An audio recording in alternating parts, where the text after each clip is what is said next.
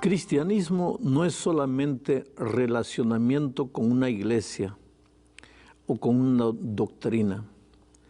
Cristianismo, en primer lugar y por encima de todo, es relacionamiento con la persona maravillosa de Jesucristo. Voy a decir algo que te puede chocar. Hay muchos cristianos que están en la iglesia, piensan que son cristianos, pero son solamente miembros de iglesia. Todavía no han llegado a la maravillosa experiencia de ser cristianos. Y hay mucha gente que todavía no está en la iglesia y sin embargo ya vive el cristianismo. ¿Qué cosa es cristianismo? Voy a leer lo que dice 1 de Juan, capítulo 3, versículo 1. Mirad cuál amor nos ha dado el Padre para que seamos llamados hijos de Dios. Por esto el mundo no nos conoce, porque no le conoció a Él. Hijos de Dios. Dios quiere tener con los cristianos una experiencia de padre para hijo. Mira, si tú eres hijo de un cristiano y tu papá como cristiano es hijo de Dios, genealógicamente, ¿qué vendrías a ser tú para Dios? Si tu padre es el hijo de Dios y tú eres el hijo de Dios, ¿qué vendrías a ser? Nieto. Pero en ninguna parte de la Biblia vas a encontrar la expresión nietecitos míos, queridos nietos, ahora somos nietos de Dios. No hay. Él solo reconoce hijos, no reconoce nietos. Nadie se va a salvar porque el papá fue un buen cristiano. Tú vas a tener que llegar a tener una experiencia propia, personal con el Señor Jesucristo. Una experiencia de padre para hijo. Y en esa experiencia vas a tener que aprender a caminar con Dios. Cristianismo es caminar con Jesús. Levantarte con Jesús de mañana. Salir al trabajar con Jesucristo. Almorzar con Jesús. Volver en la tarde a la casa con Jesús. Acostarte con Jesús y dormir con Jesús. Cuando yo digo que cristianismo es compañerismo con Cristo 24 horas por día, muchas veces las personas piensan, pastor, ¿y a qué hora me levanto? ¿Y a qué hora me baño? ¿Y a qué hora trabajo? ¿Y a qué hora estudio? Pues tienes que aprender a hacer todo lo que haces con Jesucristo. Entonces eres cristiano. De otra manera, eres apenas un miembro de la iglesia. ¿Serías capaz de imaginar que Jesús está a tu lado cuando estás jugando un partido de fútbol? Que Jesús está a tu lado cuando te estás divirtiendo con tus amigos, que Jesús está a tu lado cuando estás comiendo. Entonces, lo que tú hagas no va a ser la ansiedad de estaré pecando, estaré haciendo, sino la maravillosa experiencia de andar con Jesucristo, que es tu Padre, es tu amigo, y tratar de ver una sonrisa en el rostro maravilloso del Señor Jesucristo. Como resultado de eso, tu vida es una vida de obediencia, tú andas en los caminos de Dios y pues relación de amor produce amor, relación de amor produce gozo. Y si tú te relacionas con Dios en una experiencia de padre para hijo, tu cristianismo va a ser un cristianismo abundante, un cristianismo pleno. Sin embargo, hay mucha gente que conoce la doctrina y son especialistas en conocer qué cosa es pecado, qué cosa no es pecado, pero no viven una experiencia diaria de compañerismo permanente con Cristo. Resultado, viven una experiencia triste, solo mirando el comportamiento de las otras personas. Tú no te preocupes con lo que los otros hacen, no hacen. Hay gente que me dice así, pastor, ¿y cuándo vendrá el reavivamiento, la reforma a la iglesia? Tú no te preocupes por los otros, tú preocúpate cuándo va a venir el reavivamiento y la reforma a tu vida. Entonces tu vida va a ser una fuente de inspiración para los otros. Ahora, en esa maravillosa experiencia de compañerismo con Cristo, te vas a dar cuenta que la mano poderosa de Jesús te acompaña para todo lado. En Jesucristo, mártir de paz, en las horas más pesadas de tentación vas a encontrar el refugio, vas a encontrar el compañerismo, vas a encontrar el amor de Dios. Sabes que a mí me llevó muchos años descubrir la experiencia de caminar con Cristo como si estuviera caminando con un amigo. Muchos de ustedes han leído mi experiencia, han escuchado mi experiencia.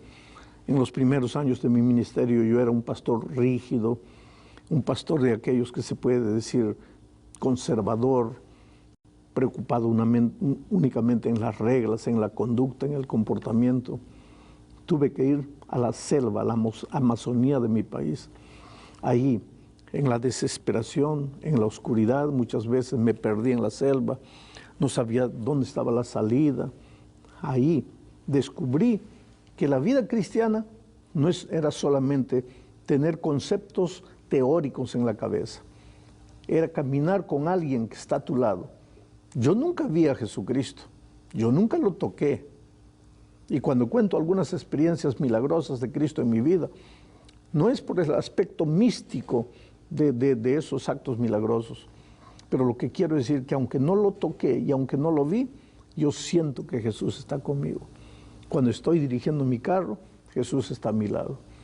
A veces en las grandes ciudades paro delante de un semáforo y miro al lado y el otro conductor se está riendo de mí. Y yo sé por qué se está riendo. Porque él me ve hablando solo y debe pensar, ese pobre está loco. No estoy loco. Yo sé con quién estoy hablando. Yo sé quién está a mi lado. Y ese compañerismo, ese amor de mi Padre, de mi amigo Jesucristo, me produce alegría, me produce paz. Por eso es que a estas alturas yo continúo predicando con la misma fuerza, con la misma energía. ¿Por qué? Porque lo estoy haciendo para compartir el amor maravilloso de Cristo. Y que la gracia del Redentor siempre dirija nuestro vivir. ¿Sabes que en la Biblia encontramos experiencias como la de Enoc, que un día desapareció porque Dios se lo llevó? Y si Dios se lo llevó, debe ser porque era un hombre bueno. Pero ¿por qué era bueno? La Biblia dice, y anduvo Enoc con Dios y desapareció porque Dios se lo llevó.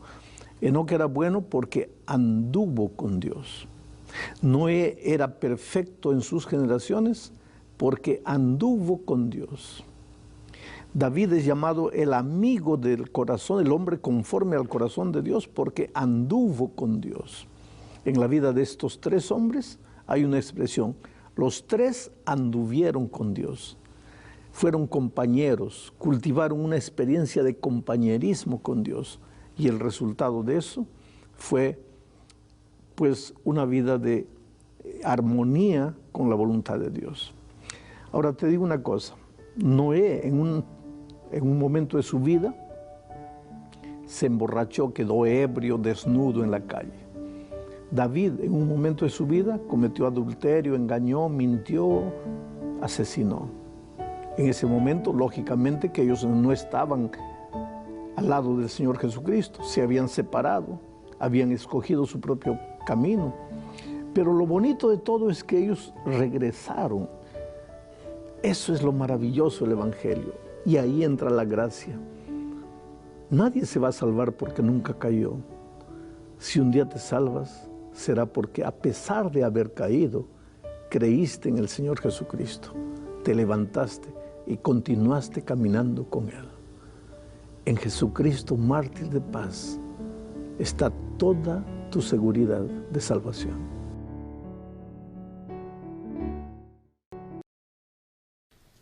El tema de esta mañana es para hacernos pensar bastante, porque muchos son los llamados, pero pocos los escogidos. Quiere decir, todos comienzan la carrera cristiana, pocos llegan al final. El propio Pablo temía. Pablo decía, no ser que después de haber predicado para tantos, yo mismo me pierda. Comenzar es fácil, ya terminar depende de la persistencia, de la perseverancia, de la permanencia en Cristo. Y el mensaje de esta mañana tiene que ver con eso. Filipenses capítulo 3, versículo 4, dice así: así que, hermanos míos, el versículo 1, capítulo 4, versículo 1, Filipenses capítulo 4, versículo 1. Así que, hermanos míos, amados y deseosos, gozo y corona mía, estad firmes en el Señor, amados. A mí me impresiona la manera cariñosa como Pablo se dirige al pueblo de Dios: amados, deseados. En un solo versículo menciona 2 veces la palabra amados, amados míos. Pablo era un hombre que vivía en función de su misión. Un hombre que vivía en función de la misión porque el vivir para él era Cristo. Cristo, Cristo, Cristo. Es que Pablo, al inicio de su vida, era un pobre cazador de cristianos, ¿no? Perseguidor de cristianos. Y ustedes saben que un día, una noche, camino de Damasco, se encontró con Jesucristo. Él toda su vida pensaba que perseguía herejes. Y esa noche él preguntó: Señor, ¿quién eres tú? Porque escuchó la voz de Jesús que le dijo: Saulo, Saulo, ¿por qué me persigues? ¿Quién eres tú, Señor? Yo soy Jesús, a quien tú persigues. Pobre Pablo. Él nunca pensó que estaba persiguiendo al Señor Jesucristo. Pensó que estaba persiguiendo a un bando de herejes.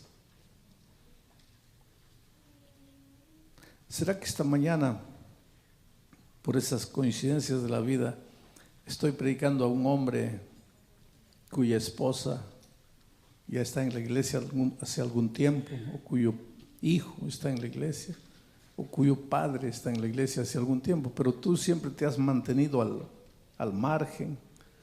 Inclusive más de una vez has dicho a tu esposa o a tu hijo, a tu padre, a tu hermano, a tu vecino, a tu primo: no, esas tonterías de religión, te están lavando la cabeza, te están engañando, ahí te bautizan después para sacarte los diezmos, que eso, que. Pobrecito tú, no sabes a quién persigues, no sabes de quién hablas. Ahora, tú podrías abrir el corazón hoy, que está todo bien, tranquilo, estás sentadito, con vida, con salud. Triste será que un día tengas que abrir el corazón a Jesús cuando estés como Pablo, comiendo arena en la oscuridad de la vida, ciego, caído. ¿Caído de dónde? Del pedestal de tu orgullo, enfermo, con cáncer, destruido, acabado. Y cuando ya no te resta otro camino, ahí, Señor Jesús, como la última rueda del coche. Jesús.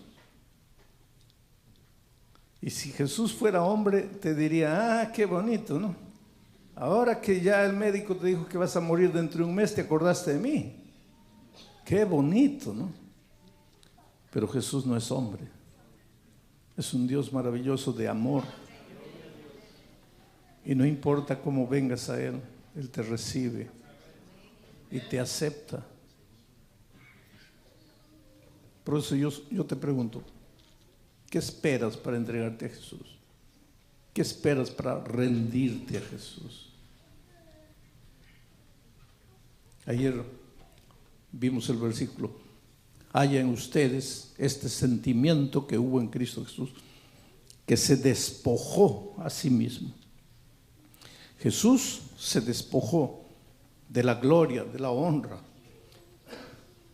Si tú quieres tener el sentimiento de Jesús, tendrás que despojarte. Pero ¿qué honra y gloria tienes? No tienes nada. Tendrás que despojarte de tus preconceptos, de tus temores, de tus miedos, para bajar a las aguas del bautismo, así como Jesús bajó a la muerte. Tu muerte es el bautismo. Cristo murió por ti. Y cuando eres bautizado, te bautizas en la muerte de Jesucristo.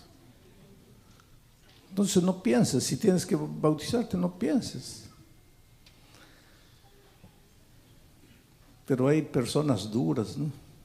Yo no sé por qué estoy hablando esto, porque de repente estoy hablando al aire, pero no pienses que alguien me ha contado, alguien me ha dicho, pastor, hable eso, ¿no? Yo no acepto esas cosas, yo abro la palabra de Dios y hablo lo que Dios dejó escrito, no lo que alguien me dice, hable. Pero alguna cosa me dice que aquí estoy predicando a algún esposo, a alguna esposa que persigue de alguna manera o que está ahí. No, ya el esposo se bautizó, o la esposa se bautizó, o el hijo se bautizó y tú atrás, no. Voy a ver, ¿qué estás esperando? ¿Qué esperas? En Brasil, me acuerdo, en Manaus sucedió una cosa interesantísima. ¿O me estoy equivocando o eres tú? Eres tú. Muy bien. ¿Ya estás jubilado también? ¿Todavía no? Você já está aposentado, não? Já? Vocês têm sentado aí dos tremendos evangelistas brasileiros. Uno de los tremendos evangelistas brasileños. Que hizo escuela de evangelismo. Qué bueno verte después de mucho tiempo. Allá. Gloria a Dios. Trabajó conmigo, sí. Fuimos compañeros.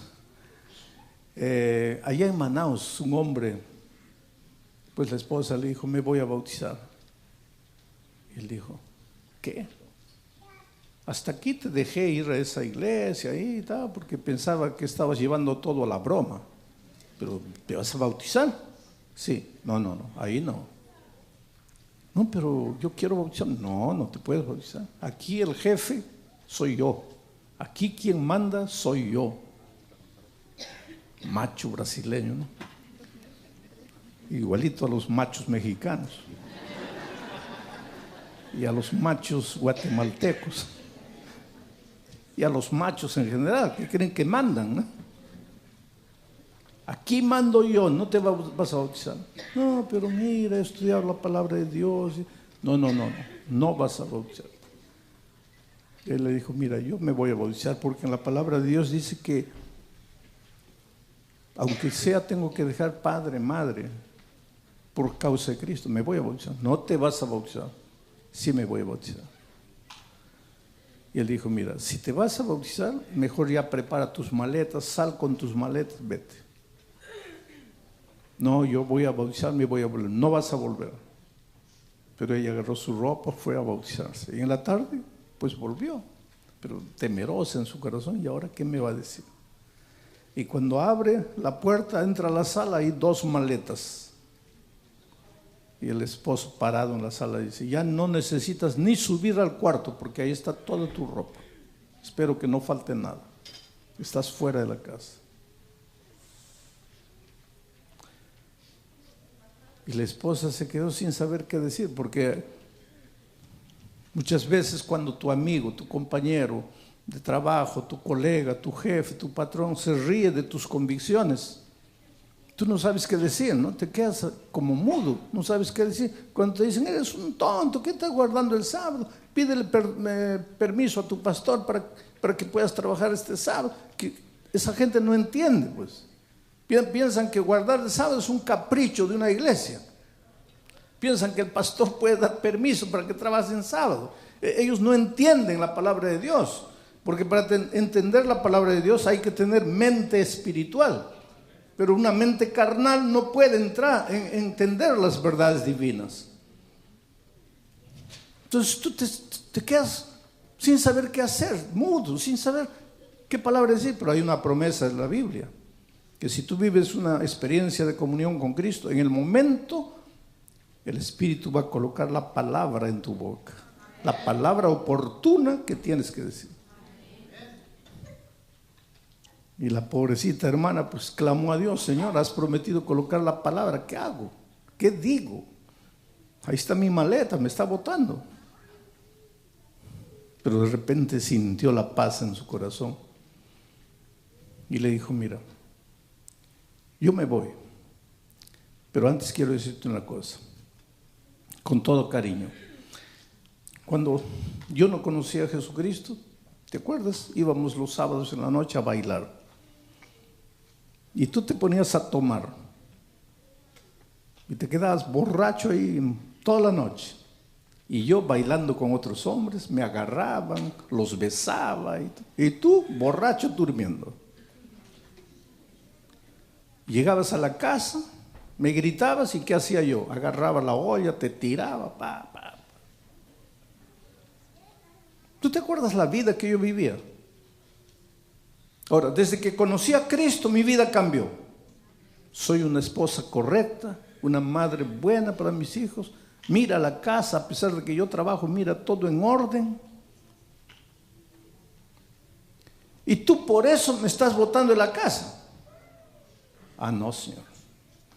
En el nombre de Jesucristo, quien va a agarrar sus maletas y está fuera de esta casa eres tú. Esta hermana dice amén con ganas, ¿no? Pero eso lo sacudió al hombre, ¿sabes? Lo sacudió. Hoy día ese hombre es anciano de iglesia, está bautizado. Entonces no temas de testificar de tu amor por Cristo, que ya has sido bautizada.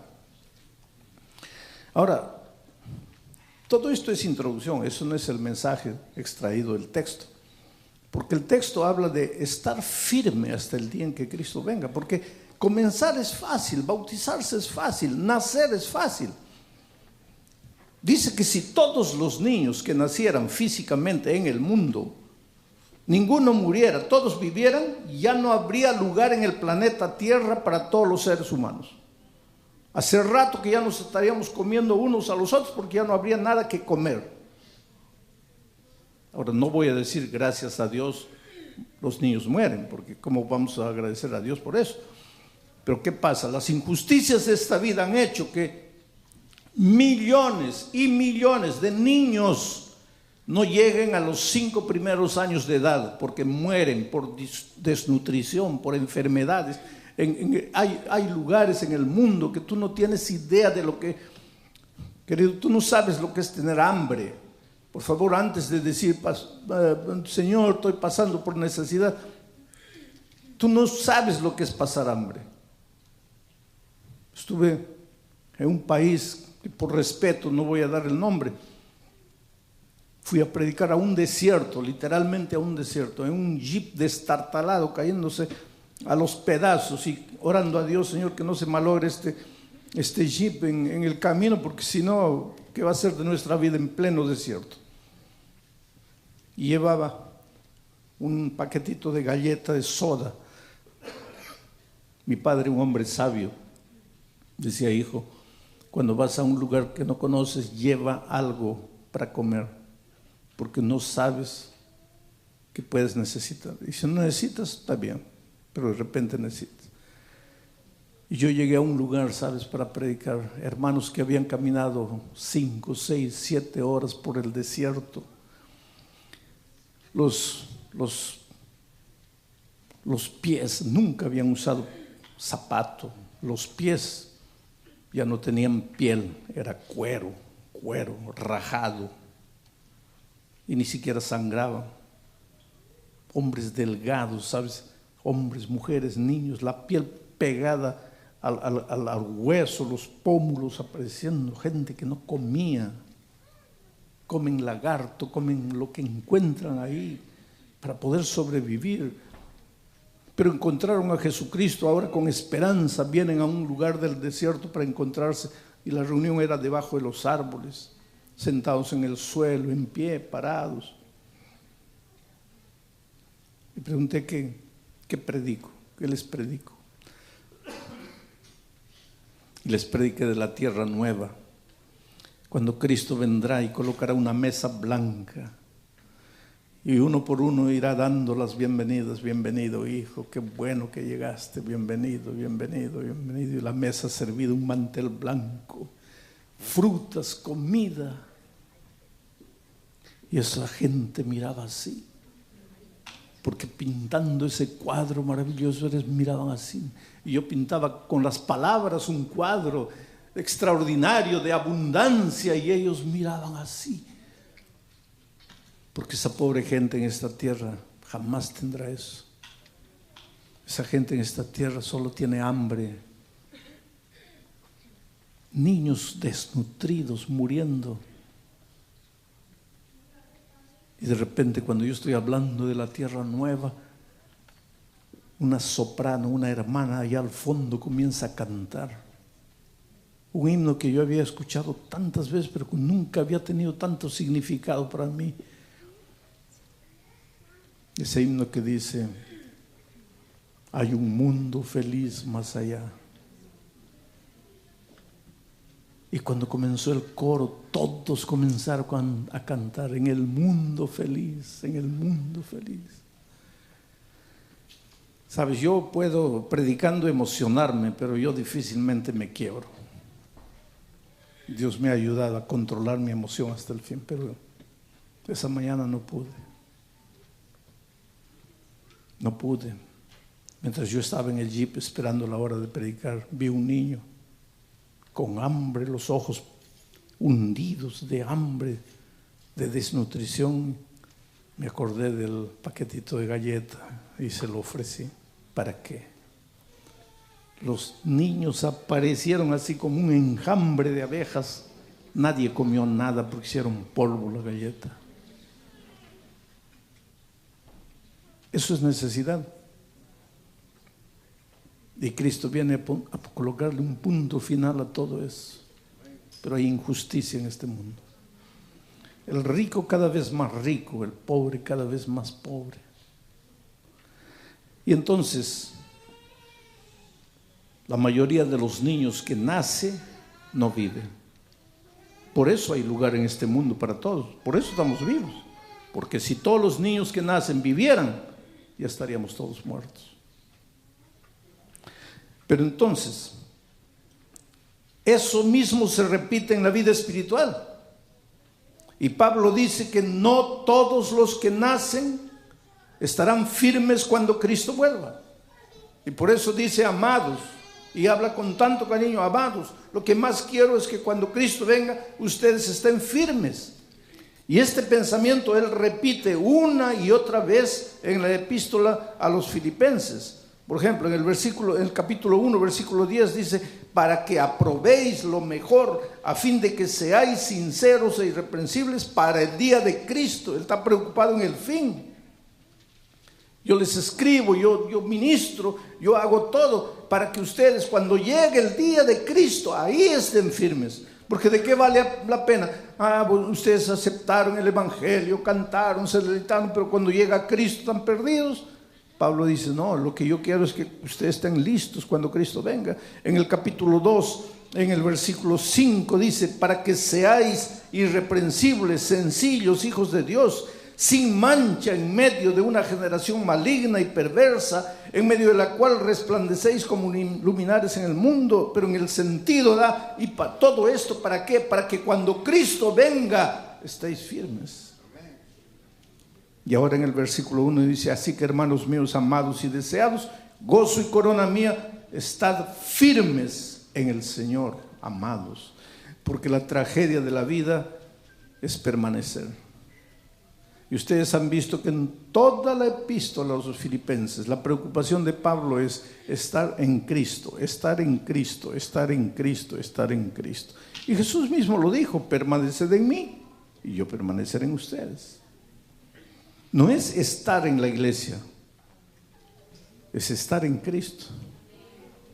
Porque yo les digo una cosa con dolor y tristeza de corazón: muchos esta mañana están en la iglesia, pero yo me pregunto cuántos están en Cristo. Ese es el asunto. La iglesia no salva, pero eso no quiere decir que la iglesia no vale. La iglesia tiene un lugar en la vida del cristiano. Cuando Jesús encontró al paralítico el estanque de Betesda, lo curó. Y después Jesús desapareció. Ya no había dónde estaba Jesús. Pero el texto bíblico sigue diciendo que entonces Jesús, el paralítico curado, fue al templo para adorar a Dios. Y ahí se encontró con Jesús. Y ahí tuvo la alegría de agradecerle a Jesús. Quiere decir, el templo no te salva, pero no digas que has sido salvado por Cristo si no estás en el templo. La iglesia no te salva, pero no digas que Cristo te ha salvado si no estás en la iglesia. Pero ¿saben cuál es la tragedia de nuestros días? Que para muchos la iglesia se ha vuelto un club religioso. A donde yo voy, escucho un sermón, vuelvo para la casa. No soy parte del cuerpo de Cristo. No vivo la vida en Cristo. Ahí yo me pregunto, y como Pablo digo, duele mi corazón, porque yo no quisiera que ustedes salgan esta mañana sintiéndose condenados, perdidos, acabados. Pero cuando yo los veo, queridos, yo veo en el brillo de todos el deseo de querer estar firme cuando Cristo venga. Pero para eso tienes que despertar. Tienes que hacer de tu vida una vida real en Cristo. Entonces, ¿cómo se está firme en Cristo? Porque nosotros los cristianos tenemos muchas expresiones maravillosas. Por ejemplo, cristianismo es andar de la mano con Jesús. Qué bonito, ¿no? Cristianismo es andar de la mano con Jesús. Ahora dime, ¿y en la realidad qué significa eso? ¿Vas a agarrar a Jesús de la mano para andar con él? No, entonces, ¿qué quiere decir andar de la mano con Jesús? Ya vimos durante la semana que ser perfecto es caminar con Dios. ¿Y cómo se camina con Dios? A ver, ¿cómo se camina con Dios? Cristianismo es cultivar compañerismo con Jesús. ¿Y cómo se cultiva compañerismo con Jesús? Es vivir en comunión diaria con Jesús. ¿Y cómo se vive en comunión diaria con Jesús? Jesús dice, permaneced en mí y yo en vosotros. ¿Cómo se permanece en Cristo? A ver, ¿cómo se permanece en Cristo? Él ilustra, dice, así como el ramo no puede producir frutos si no está ligado, conectado a la vid. Entonces ustedes tienen que conectarse a mí. ¿Cómo? A ver, ¿cómo nos conectamos a Él? Entonces te digo una cosa, nosotros tenemos muchas palabras, frases bonitas. ¿Pero qué quiere decir eso? Ahí el hermano levanta la Biblia. Sí, eso es una parte. Son 3 instrumentos de conexión con Cristo. Pero esos 3 instrumentos solo valen si están juntos los 3.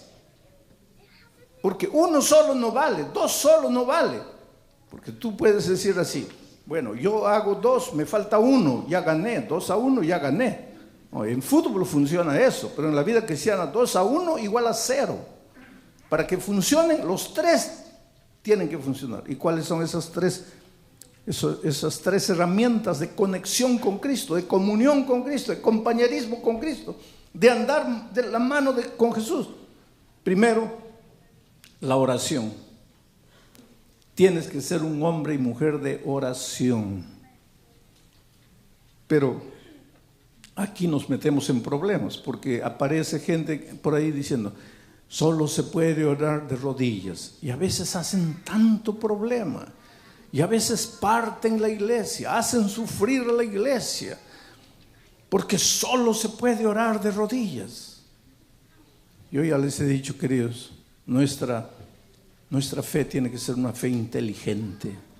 No puede ser una fe irracional, fanática. Tiene que ser una fe inteligente, una fe con sabiduría. Pero aquí dice el Espíritu de Profecía que ¿quién te ha enseñado a orar de pie? Arrodíllate. Aquí está. Sí, está. Pero tu fe tiene que ser inteligente, tienes que entender por qué se escribió eso, cuándo se escribió eso y para qué se escribió eso.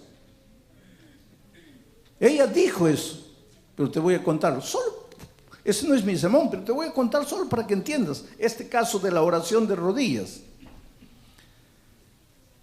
Había un muchacho recién graduado recién entrado al ministerio, jovencito, 20, 22 años. Y ustedes saben que hay una cosa, nosotros los pastores viejos, como el pastor Collins,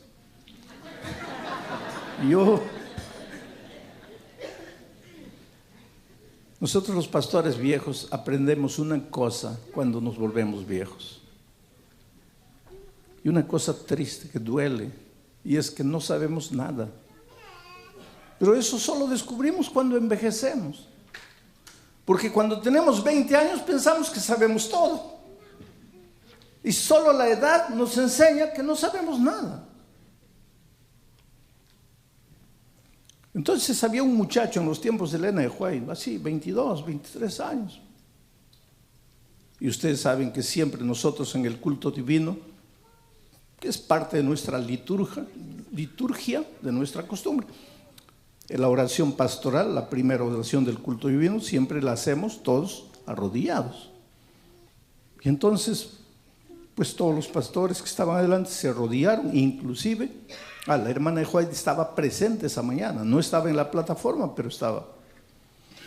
Y cuando todos se arrodillaron, el pastor de 20, 22 años se quedó en pie. Y pues la sierva del Señor era muy amorosa, muy cariñosa, pero era firme. Y antes de que el pastor empezara a hacer la oración, le dijo: hey, a ti, ¿quién te dijo que puedes orar de pie? Arrodíllate. En esas circunstancias, por ese motivo, en esa ocasión. Pero esto no es para que vengas y digas todas las oraciones tienen que ser arrodillados. Porque tú puedes orar de cabeza para abajo colgado del árbol. Tu carro se salió de la carretera, te quedaste colgado y ahora quieres orar, ¿qué vas a hacer? Te vas a arrodillar. Y si oras colgado, Dios te va a oír. Claro. Yo siempre antes de dormir me arrodillo para orar. Pero si a medianoche me despierto, en lugar de estar pensando en las mariposas, me pongo a conversar con Dios y ya estoy orando. La sierva del Señor dice que el ama de casa, mientras está preparando el pan, puede estar orando. Mientras estás dirigiendo tu carro, en lugar de estar ahí pensando en tonterías, orando. Lo que tienes que... Y Pablo resuelve todo el problema cuando dice: orad sin cesar. ¿Qué quiere decir sin cesar? 24 horas por día orando. Pastor, pero ¿y a qué hora voy a dormir? Pues aprende a dormir orando. ¿Pero cómo se hace eso? Tienes que aprender a dormir en comunión. Y los esposos me van a entender, porque a veces la esposa está y el esposo está y comienzan a hablar, ¿no? Uno habla, el otro responde, uno habla, ya es de noche, las luces están apagadas, uno habla, responde, el otro habla, y de repente uno solito está hablando, el otro ya está durmiendo hace rato. Pues la vida con Cristo es así. La vida con Cristo es así, tú estás hablando, de repente ya te apagaste, pero te apagaste en comunión con Cristo. El día que tú llegues a aprender a vivir ese tipo de experiencia con Cristo, estás conectado a Cristo. Pero no es solo la oración, es el estudio diario de la palabra de Dios también, todos los días. Y ya te he dicho, no esa lectura corriendo, sino una lectura digiriendo, masticando, saboreando cada palabra. Porque tú puedes ver, yo estuve aquí predicándoles una semana de Filipenses. Y podría quedarme aquí un mes entero hablando solo de Filipenses. ¿Pero cómo lo hace, pastor? Pues es que no leo corriendo. Paro, pienso, medito, consulto, pregunto, investigo, veo los comentarios bíblicos, ideas de otros y voy especialmente pidiéndole a Dios: Señor, ¿qué estás queriendo decir aquí? Oración, Biblia. Y tercer instrumento, que este es el que casi nadie hace. Tienes que ir, buscar a una persona y traerla para Jesús. Si no haces eso, no estás en comunión con Cristo. No estás en comunión con Cristo. Tienes que ir, buscar a una persona y traerla para Jesús. Después ir, buscar a otra persona y traerla para Jesús. Y eso es parte de tu experiencia cristiana.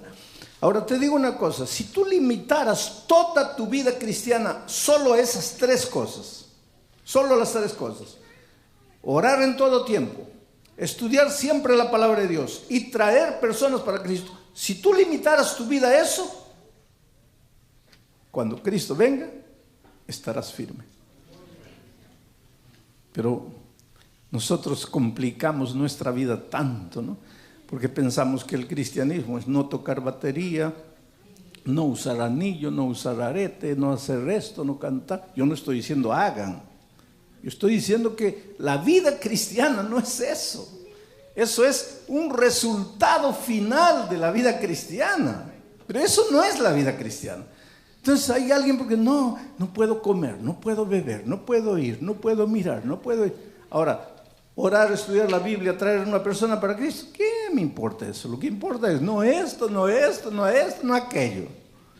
Y cuando Cristo venga, ¿en qué parte de la Biblia dice que para que cuando Cristo venga estés firme, no tienes que prender el arbolito de Navidad, no celebrar el cumpleaños, no usar esto, no tocar batería? ¿En qué parte de la Biblia dice eso? Entonces, ¿en qué fundamentas tu vida cristiana? Por eso Jesús dijo, tienes que construir encima de la roca. ¿Y quién es la roca? Cristo. Pero algunos están construyendo encima de la arena. ¿Y qué es la arena? Un montón de cositas. ¿Qué cosa es la arena? Piedritas chiquitas, tan chiquitas. Hay gente que está construyendo su fe encima de esas piedrecitas chiquitas. Y se olvidan de construir en la roca. La roca es Cristo. Pero hay otra cosa más. Hay que aprender a vivir la vida cristiana. Dice, así que hermanos míos, amados y deseados, gozo y corona mía, estad firmes en el Señor. ¿Cómo se está firme en el Señor? El versículo 3, el capítulo 3, versículo 1, explica de cierta manera. Por lo demás, hermanos, gozaos en el Señor. La vida cristiana es gozo, es alegría. La vida cristiana es gozo, es alegría. Tú vas a ver, el pueblo de Israel era un pueblo tan alegre, que hasta bailaban, hasta danzaban de alegría. En la parábola del hijo pródigo, cuando el hijo regresa, el padre hace una fiesta, música, alegría, mi hijo ha vuelto, alegría. La vida es gozo, alegría. Algunos viven la vida tan triste y van una vida que no puedo comer esto, que no puedo hacer aquello, y después van donde sus vecinos, todos pálidos, ay, con esa cara, no, que esto, para hablarles del evangelio. El vecino los mira, pues, para ser así como tú, sal fuera de aquí, no quiero nada contigo, ¿qué evangelio? Ya la vida es triste, ahora me vas a meter ahí a esa iglesia donde nadie puede hacer nada. Pues la vida es dinámica, la vida es feliz. Elena White dice que el almuerzo del sábado debe ser el almuerzo, ¿qué? Más rico de la semana. El almuerzo más delicioso de la semana. No debe ser mucho, para que no te duermas enseguida, pero el más sabroso. ¿Por qué? Porque el sábado es día de alegría, día de júbilo. Yo tenía 9 hermanos y mi madre entendió eso. Cuando yo era niño, el sábado era el único día que había postre. Durante la semana no había postre, solo el sábado. Y el postre era gelatina. Pobrecita mi madre. Y para nosotros los niños la gelatina era lo más rico. Y cuando desde el domingo ya estábamos esperando el sábado, a ver, falta 6 días, falta 5 días, falta 4 días, por la gelatina. Pero la verdad es que de niños el sábado comenzó a ser una alegría. Porque la vida es alegría. Por eso Pablo dice, por lo demás, hermanos, gozaos en el Señor. A mí no me es molesto el escribiros las mismas cosas, y para vosotros es seguro. Interesante, Pablo dice así, A mí no me molesta escribirles siempre las mismas cosas. Y eso para ustedes es seguridad. Yo aprendí eso con el tiempo, porque ¿sabe por qué yo predico sin papel? Porque cuando yo era jovencito, recién graduado, hacía mis bosquejos. Pero decía así, yo pensaba para mí, si yo predico el mismo sermón 2 veces, los hermanos van a pensar que yo no estudio, que yo soy ocioso. Entonces yo no puedo predicar 2 sermones, el mismo sermón 2 veces. Entonces, para no sentirme tentado, agarraba mi bosquejo y lo echaba a la basura. Entonces iba y predicaba sin bosquejo. Pero la vida me enseñó algo. Tú no tienes que estar inventando cada día. A ver, ¿qué invento? ¿Qué invento? No. Predica como Pablo. A mí no me molesta predicarles siempre las mismas cosas. Y para ustedes eso es seguridad. El problema es que, mira, piensa en las películas, en las novelas. Siempre la misma cosa. Pero cuando vienes a la iglesia y el pastor comienza a predicar un sermón que ya de alguna manera lo has escuchado, ya comienza a decir, ya escuché. Pero en la novela no te duermes, en la película no te duermes. Siempre el bueno mata al malo y la misma historia. Pero siempre estás ahí. Es que el diablo conoce y hace funcionar aquí en la cabeza. Cuando se trata de cosas espirituales y estás repitiendo la misma cosa, te cierra la llave. Pero cuando el diablo te está presentando las mismas cosas, ahí él te abre la llave. No tengas miedo de leer la misma Biblia, lee el mismo versículo, lee. Y hay otra cosa, coloca eso en tu cabeza, porque el versículo 8 del capítulo 4 dice lo siguiente: por lo demás, hermanos míos, pensad todo lo que es verdadero, todo lo que es honesto, todo lo justo, todo lo puro, todo lo amable, todo lo que es de buen nombre, si hay virtud alguna, si algo digno de alabanza, en esto pensad. Ese es uno de los secretos de la vida cristiana victoriosa. Coloca pensamientos positivos en tu cabeza.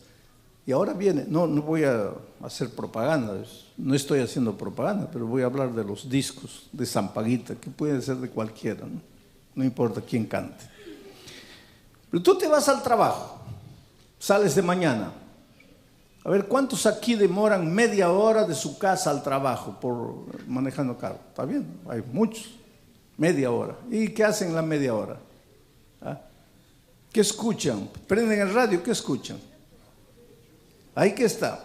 Si tú te colocas una banda mexicana de esas, ¿ah? Sí, no me sé la letra de una para contarte, pero no, pues esas letras, ay, que la vida, que desgracia, que mi mujer se fue con otro, que me quedé, que eso, que aquel, que mejor me emborracho, que la tequila, que tal. Hay una ley de la mente, y esa ley de la mente dice: la repetición constante de un mismo mensaje lleva inevitablemente a la acción. Entonces, ay, soy borracho, vas a acabar siendo borracho. Pero si tú colocas un disco de una música, Señor, mi corazón es tuyo, yo te amo, yo quiero servirte, pues vas a acabar amando al Señor, entregando el corazón y sirviendo al Señor. Porque la repetición constante de un mismo mensaje te lleva inevitablemente a la acción. ¿Conoces esa música, Caballo Viejo, de Julio Iglesias? Pues si colocas ahí caballo, soy un caballo viejo. Pero si yo coloco una música, Señor, cada día quiero servirte, aunque tenga 100 años voy a querer servir a Dios. Pero si coloco Caballo Viejo, a los 40 años ya estoy. Entonces, esto es lo que Pablo dice, mira, Coloca en tu mente, ¿qué cosa? Todo lo que es verdadero, todo lo que es honesto, todo lo que es justo, todo lo que es puro, todo lo que es amable, todo lo que tiene buen nombre. Si hay virtud alguna, si algo digno de alabanza, piensa en esto. Piensa todos los días, constantemente. No alimentes tu mente con basura. Alimenta tu mente con mensajes positivos, con cosas que te edifican, que te hacen crecer. Entonces, cuando Cristo venga, vas a estar firme. Vivir la vida cristiana es simple, querido. No te compliques la vida. El problema es que si tú llenas tu vida, tu cabeza de sexo, de pornografía, de violencia, de deshonestidad, de injusticia, ahí cuando viene la tentación, porque todo esto te va a llevar a querer practicar eso, cuando viene la tentación, ¿qué vas a hacer? Vas a luchar contra tus fuerzas, vas a perder. Lo que tienes que hacer es colocar mensajes positivos que durante tu vida diaria te lleven a querer servir a Dios, a querer amar a Dios, a vivir para Dios. Yo no sé si nos vamos a volver a ver, aunque el pastor Jorge dice, no, ven el próximo año, pero si nos vemos más o no nos vemos, eso no importa. Una cosa importa: cuando Cristo venga, que ustedes estén firmes y que ese día digan así, valió la pena el consejo del pastor. Aprendí a colocar un CD con música que me ayudó a colocar pensamientos. Coloqué un sermón que el sábado predicó el pastor y eso me ayudó. Hoy día hay Biblia grabada. Coloca la Biblia grabada, un salmo. Ve escuchando un salmo. De tanto repetir el salmo, lo vas a aprender. De tanto aprenderlo, lo vas a vivir. Facilítate a ti mismo la vida cristiana. No te creas problemas. Ahora, llenas tu cabeza de basura. Cuando llega el momento de la tentación, pues no tienes fuerza. Eres una pobre víctima de tus propios pensamientos, de tus propias ideas. Entonces, querido, que Dios te bendiga ricamente. Si tú quieres decirle a Jesús, Señor, ayúdame a colocar cosas buenas en mi corazón. Señor, ayúdame a estar firme cuando Cristo venga. Señor, no quisiera haber peleado en vano, haber luchado en vano, haber caminado en vano. Yo quisiera estar en el reino de los cielos cuando Cristo venga. Si quieres decirle eso a Jesús, pues levántate ahí donde estás.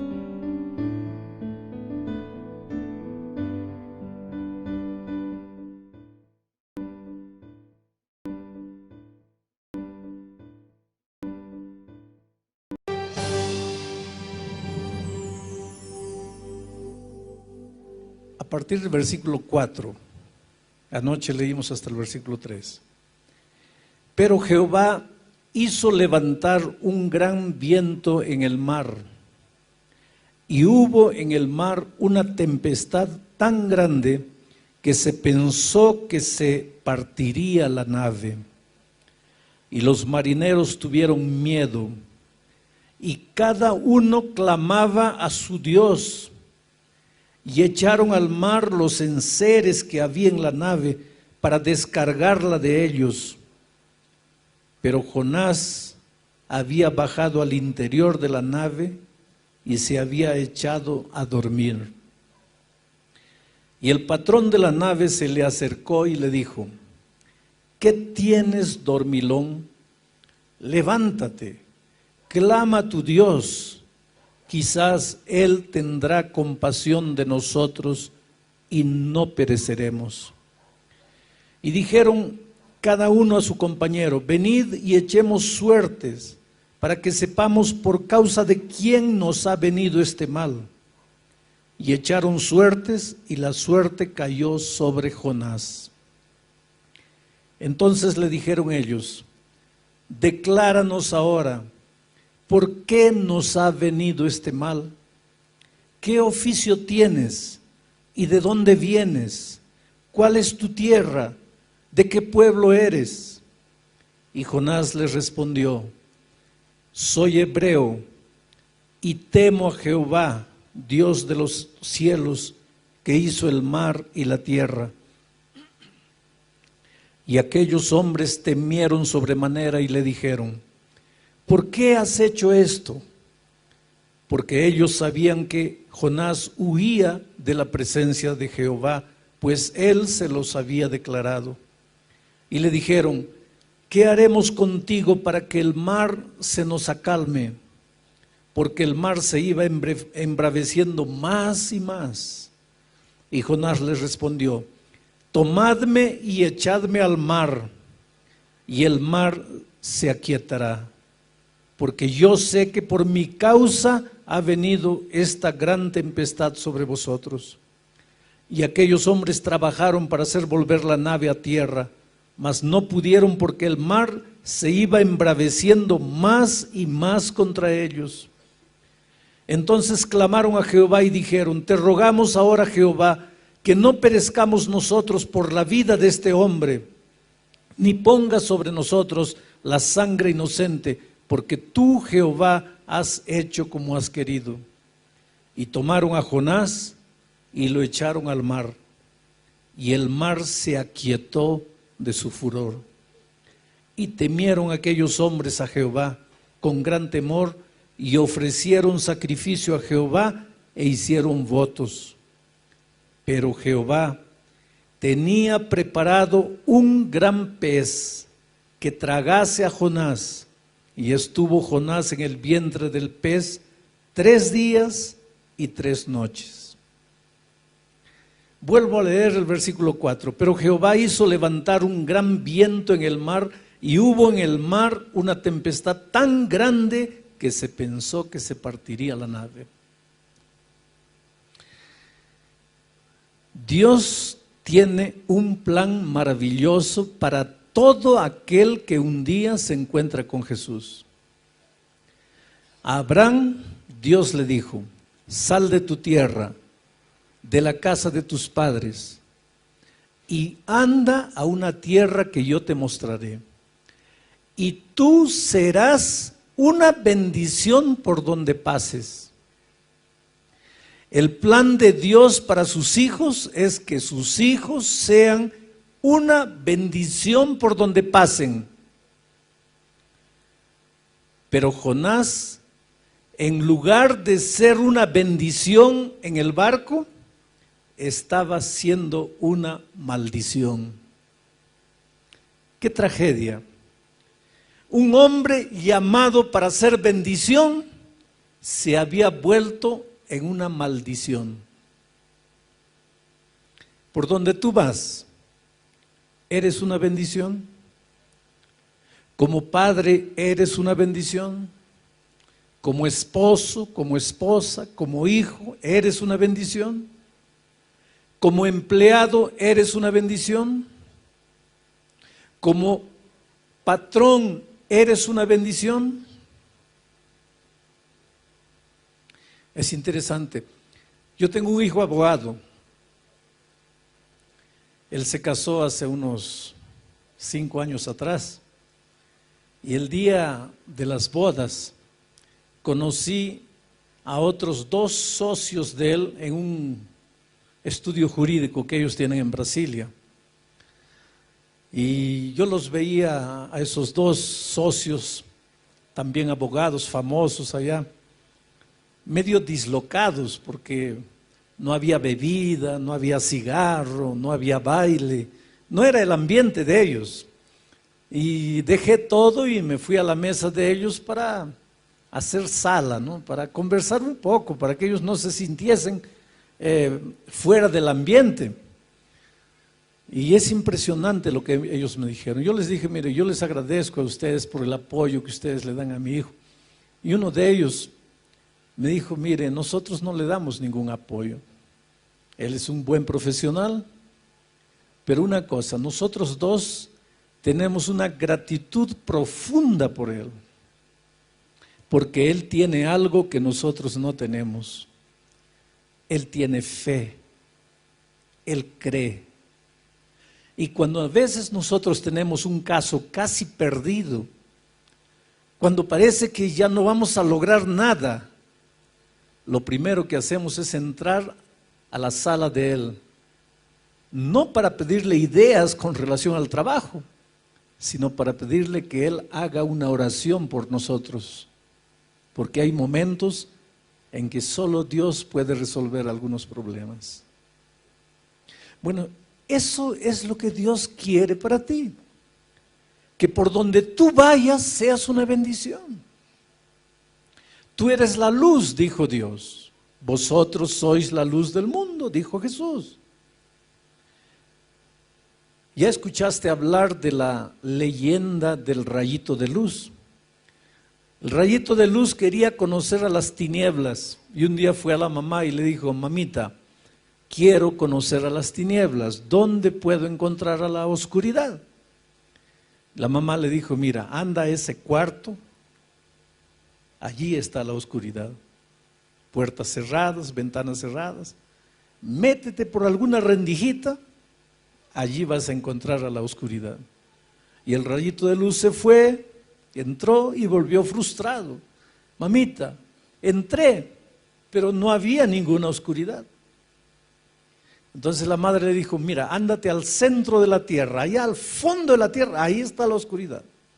Y el rayito de luz se fue allá y volvió triste. Mamita, tampoco encontré la oscuridad. Y la mamá lo mandaba para aquí, lo mandaba para allá, y el rayito de luz volvía y le decía: mamá, no encuentro a la oscuridad. Y la mamá le dijo: mira, hijito, nunca vas a encontrar a la oscuridad, porque por donde tú vayas, todo va a quedar iluminado, porque tú eres un rayo de luz. Oh querido, tú eres un rayo de luz. Tú naciste para ser una bendición. Mucha gente se queja y dice así: esta vida es un infierno, esta vida es injusta, nadie me ama, nadie me quiere, nadie me acepta, todo el mundo me trata mal. Pero yo quiero darte una noticia que no sé si te va a gustar. No es que todo el mundo te trata mal, no es que nadie te quiere, es que este mundo, esta vida es como un espejo. Si tú vas al espejo y le sonríes, el espejo te sonríe. Si tú vas al espejo con rabia en el rostro, el espejo te va a devolver la misma imagen. Si tú lloras delante del espejo, el espejo te va a devolver la imagen de alguien llorando. El problema es que tú andas con el rostro fruncido, andas quejándote de la vida, miras a las personas y nadie te gusta, vives criticando, mirando los defectos de las personas, pero quieres que te acepten, quieres que todos se traten bien. Querido, trata bien a las personas, ama a las personas, acéptalas como son. Tú no vas a cambiar la personalidad de los seres humanos. Ah, pero ese es muy hablador, acéptalo así hablador. Ese es muy callado, acéptalo callado. Ese es muy triste, acéptalo triste. Ese es muy nostálgico, acéptalo nostálgico. Porque cuando tú aceptes a las personas como son, las personas te van a aceptar a ti como tú eres. El problema es que nosotros queremos que las personas sean de la manera que nosotros queremos que sean. Pero si las personas cobran eso también de nosotros, ¿a dónde vamos? Jonás había nacido para ser una bendición, pero estaba haciendo una maldición. Y no estaba haciendo una maldición solo para la gente que estaba en el barco, estaba haciendo una maldición para sí mismo. Al escaparse de Dios, Jonás había perdido 4 cosas maravillosas. Y cada vez que tú no quieres compromiso con Dios, cada vez que tú corres de Dios, cada vez que tú te limitas a acompañar a Dios de lejos, pero no te acercas, no te comprometes, no te relacionas. Ahora mira, en los tiempos de Cristo, multitudes seguían a Jesucristo. ¿Cuántos comieron del pan en el milagro de la multiplicación de los panes y peces? Por lo menos unas 15,000 personas. Cuando crucificaron a Jesucristo, ¿dónde estaban esas 15,000 personas que comieron el pan que Jesús multiplicó? Es que eran personas que seguían a Jesús así de lejos, sin compromiso. Está distribuyendo pan, llego cerca. Está curando, voy allá. Está dando alguna bendición, corro, pero no quiero compromiso. Un paso siempre atrás. Siempre la humanidad fue así. Pero cuando tú vives distante de Jesús, cuando no quieres comprometerte, pierdes 4 cosas. Las 4 cosas que Jonás había perdido cuando decidió alejarse de Dios. En primer lugar, Jonás perdió su capacidad de orar. Perdió su capacidad de orar. ¿Recuerdas cuando leí el texto? Cuando la tormenta apareció, cuando el problema apareció, dice que cada uno de los marineros oraba a un Dios diferente. Cada uno tenía su Dios y cada uno clamaba a Dios. Yo creo que el jefe de los marineros convocó a una noche de oración especial, una reunión especial de oración para que Dios calme la tempestad. Y cada uno oraba a un Dios extraño.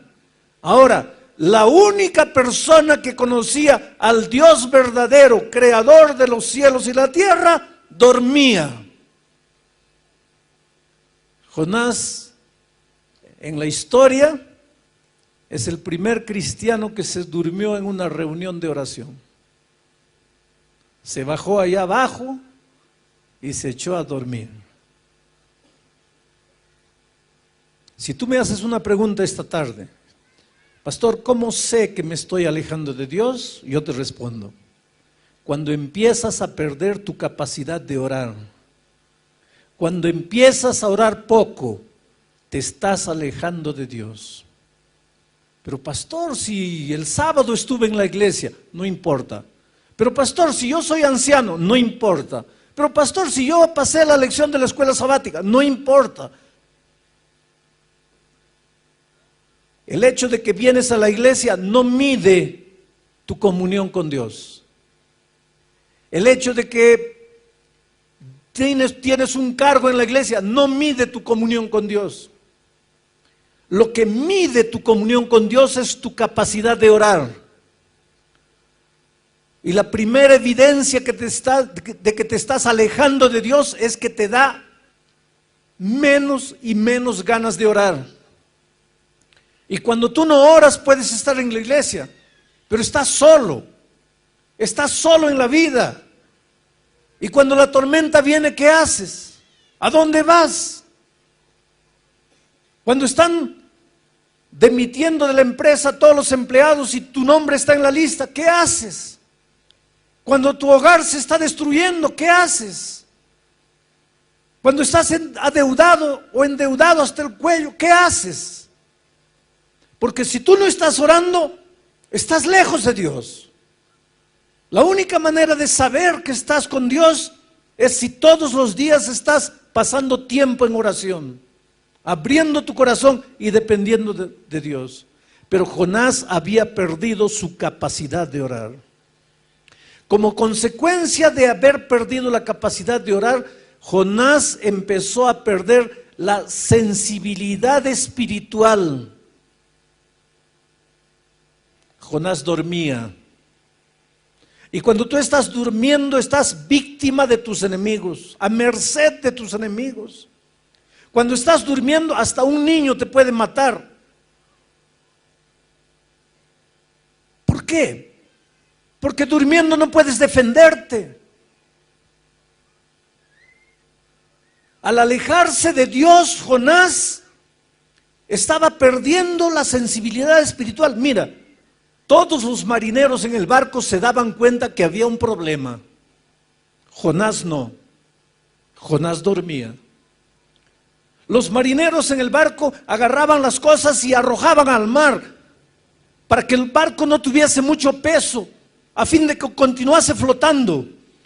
Los marineros se esforzaban, los marineros luchaban, los marineros miraban al cielo, pensaban, ¿qué está pasando? Ahora el único que tenía conciencia de lo que pasaba, dormía. Había perdido la sensibilidad espiritual.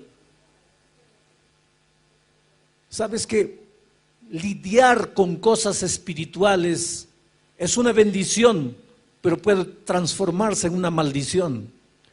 Porque podemos familiarizarnos tanto con las cosas espirituales que pasan a ser rutinarias. Dejan de ser especiales, dejan de ser sagradas. Tórnanse comunes, tórnanse simples. Pierdes la sensibilidad espiritual. Hay tanta violencia en el mundo, hay tanto secuestro, explosionan las torres, hay guerra, hay terremoto, hay tsunami. ¿Cuándo escuchaste hablar de tsunami? A no ser de estos últimos años. 10 años atrás, ¿sabías lo que era tsunami? Hoy día, ¿alguien no sabe lo que es tsunami? Todo el mundo. Quiere decir, algo está sucediendo en nuestro mundo. Algo está pasando. Y hay mucha gente que no conoce a Dios, que no conoce la palabra de Dios, pero se pregunta, ¿qué está pasando? Y muchos que están en la iglesia duermen, no se dan cuenta, están perdiendo la sensibilidad espiritual. Al perder su capacidad de orar, Jonás pierde su sensibilidad espiritual. Y al perder la sensibilidad espiritual, Jonás pierde su capacidad de oír la voz de Dios. Se endurece, se adormece y duerme. Y querido, ay de ti y de mí si un día perdemos la capacidad de escuchar la voz de Dios. ¿Cómo Dios habla a tu corazón? A través de la conciencia, que saca sus conclusiones de la palabra de Dios. Pero cuando Dios te habla y no le escuchas, te sigue hablando y no le escuchas, te continúa hablando y no le escuchas, tu corazón se va endureciendo, y llega un momento en que Dios puede gritar a tus oídos y ya no escuchas, porque pierdes la capacidad de escuchar la voz de Dios. ¿Hace cuántos años Dios te llama? ¿Hace cuántos años Dios toca tu corazón para que le entregues definitivamente la vida a Cristo? Estaré predicando esta noche para alguien que ya tuvo momentos felices en la iglesia de Dios. Y por esas cosas de la vida hoy día estás lejos de Dios, lejos de la iglesia. ¿Cuántas veces Dios te ha llamado? ¿Cuántas veces Dios ha tocado tu corazón? ¿Cuántas veces en medio de la noche el Espíritu te ha incomodado? ¿Cuántas noches de insomnio has tenido? Porque la voz de Dios te atormenta. Pero si tú no le haces caso, y no le haces caso, y no le haces caso, llega un momento en que tu corazón se endurece y pierdes la capacidad de escuchar la voz de Dios. Ahora veamos cómo las personas tratan de resolver el problema que había aparecido aquella noche. Estaban en medio de una noche oscura y un mar embravecido. Cada uno clama a su Dios. Y después de clamar a Dios, todos los que estaban en el barco tratan de resolver el problema. En primer lugar, ellos raciocinan y llegan a la siguiente conclusión: este problema debe haber aparecido porque entre nosotros debe haber un culpable. Y entonces ellos echan suerte. Ustedes saben que los marineros juegan cartas, juegan dados, juegan dominó. Los marineros pasan el tiempo con ese tipo de juegos de azar. Y los marineros aquella noche trataron de descubrir quién era el culpable utilizando las herramientas que tenían en sus manos, utilizando las cosas que ellos conocían. Echaron mano del juego de azar. No es que la Biblia apruebe el juego de azar. Lo que la Biblia está mostrando es que cuando el ser humano está en problemas, trata de resolver sus problemas con lo que tiene en la mano. Ni que para eso tenga que entrar en la tradición humana que no tiene base científica ninguna. Ponte a pensar en nuestros días. La humanidad inconscientemente sabe que este barco está en peligro. La humanidad inconscientemente sabe que la embarcación llamada tierra está corriendo peligro. Y cada uno trata de resolver el problema. Unos piensan que esta tierra se va a destruir por causa del desequilibrio ecológico. Entonces vamos a concentrar todas las fuerzas en mantener el equilibrio ecológico. Y nunca en la historia se vio tantos movimientos defendiendo el equilibrio ecológico. Y claro que tiene razón de ser, pero la solución para el planeta no está ahí. Hay mucha violencia, hay mucho robo, hay mucha deshonestidad. Entonces, ¿qué debemos hacer? Vamos a construir prisiones para que todos los ladrones vayan allá. Ahora, querido, si todos los ladrones tuviésemos que ir a la prisión, no quedaría nadie afuera, porque el problema no está afuera, el problema está en el corazón humano. Hay un filósofo que dice que si tú no robaste todavía es porque no tuviste la oportunidad. Y yo te voy a confesar una cosa, porque quiero que entiendas que soy un ser humano tan humano cuanto tú. Un día en los Estados Unidos entregué un billete de $100, un billete de $10 para una compra que hice de $2, $3. Y la chica debería tener algún problema ese día, seguro que peleó con el esposo o algún hijo estaba enfermo. Evidentemente su cuerpo estaba allí, pero su cabeza no estaba, porque me recibió el billete de $10 y me dio el vuelto de $100. ¿Qué es lo que debería haber hecho yo inmediatamente? ¿Qué debería haber hecho? Devolver. Y devolví. Pero pensé 2 segundos antes de devolver. Y después me asusté. ¿Por qué tuve que pensar? ¿Por qué tuve que pensar? ¿Por qué no devolví en el acto? Como algo natural. Porque la honestidad no es natural. No es natural de nuestra naturaleza pecaminosa. Entonces, querido, el problema no está con la justicia humana, no está con la prisión, el problema está con el corazón humano. Pero cada ser humano trata de resolver el problema. El matrimonio está hundido, vamos a intentar esto, vamos a intentar aquello, vamos por este camino. A veces entra en el terreno de la depravación, queriendo salvar el matrimonio. El problema no está allí. El ser humano, mira, hay gente que no sale de casa sin mirar el horóscopo para ver si este es mi día de suerte o no, si hoy día me va bien, me va mal. Ponte a pensar un poquito, ¿qué tiene que ver el astro que está allá millones de años luz con tu vida aquí? Oh, querido, piensa un poco. Porque me tropecé porque mi horóscopo decía que me iba a tropezar. ¿Qué tiene que ver ese astro con el hecho que no miraste la piedra que estaba delante de tu camino? Pero el ser humano, cuando está en problemas, trata de correr de un lado para otro para resolver el problema. Y es lo que los marineros hicieron aquella noche. Lo que estaba en las manos eran las cartas y comenzaron a echar suerte. Y te digo una cosa, cuando los seres humanos son sinceros, y aunque no estén en el camino correcto,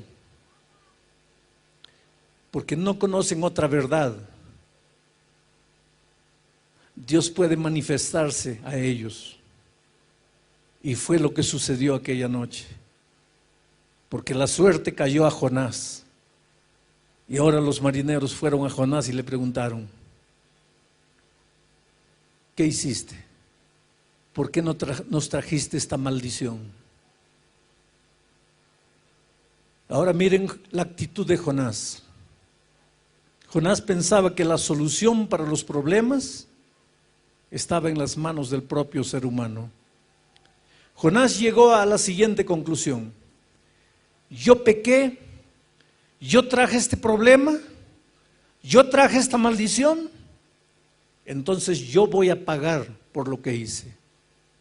Arrójenme al mar, y cuando yo me muera, ustedes se van a quedar en paz. Jonás era un profeta de Dios. Jonás conocía el tema de la gracia redentora.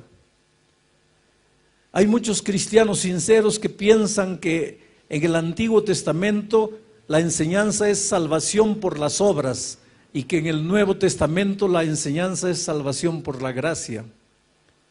Pero si tú lees la Biblia desde el Génesis hasta el Apocalipsis, vas a ver que la única enseñanza bíblica es la salvación por la gracia. Por las obras nadie se salva, por la ley nadie se salva, por guardar mandamientos nadie se salva. Desde el jardín del Edén, cuando un cordero fue sacrificado para preparar vestidos para cubrir la desnudez del hombre, Dios estaba diciendo que la salvación es únicamente por la gracia de Jesucristo, porque ese cordero simbolizaba al Cordero de Dios que tiraría el pecado del mundo. Cuando Israel todos los días ofrecía sacrificio y un corderito era sacrificado, el mensaje era: la salvación es únicamente por la gracia. Por lo tanto, Jonás conocía el tema de la salvación por la gracia, pero él no creía. Él tenía una manera de pensar: el que la hace, la paga. Yo la hice, entonces merezco morir. Y es verdad, queridos. La Biblia dice: por cuanto todos pecaron, están destituidos de la gloria de Dios. Pablo afirma: la paga del pecado es la muerte. Todos esta noche merecemos morir. No hay justo ni siquiera uno, dice la Biblia. No hay quien busque el bien. Está en nuestra naturaleza el pecado. Nuestra inclinación natural es hacia el mal.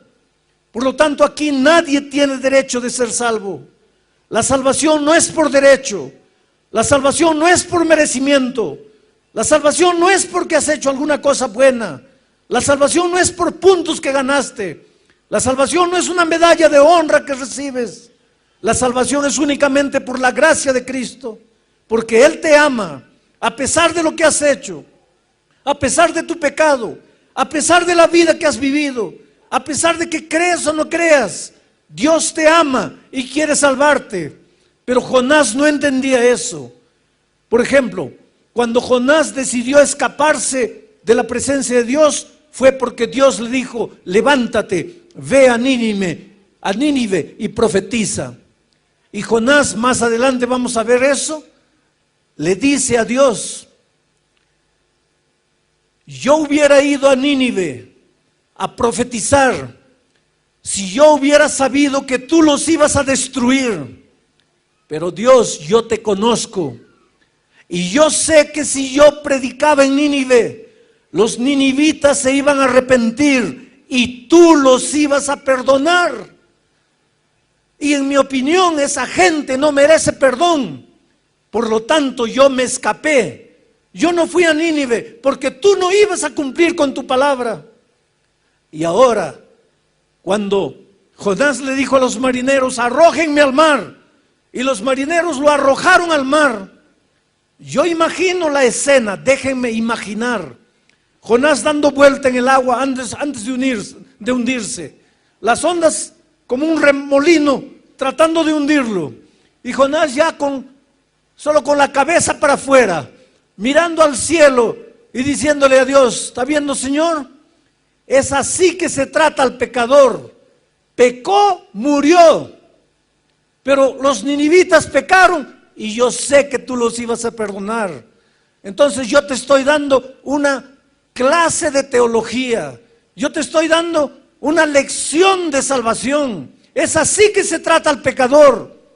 Oh, querido, es realmente así que se trata al pecador. Pero no es así que Dios trata al pecador. Porque si Dios te tratase como tú mereces, ¿dónde estarías tú? Si Dios me tratase a mí como yo merezco, ¿dónde estaría yo? Los marineros clamaron a Dios antes de arrojar a Jonás y le dijeron: Señor, no queremos morir por causa de la vida de un inocente.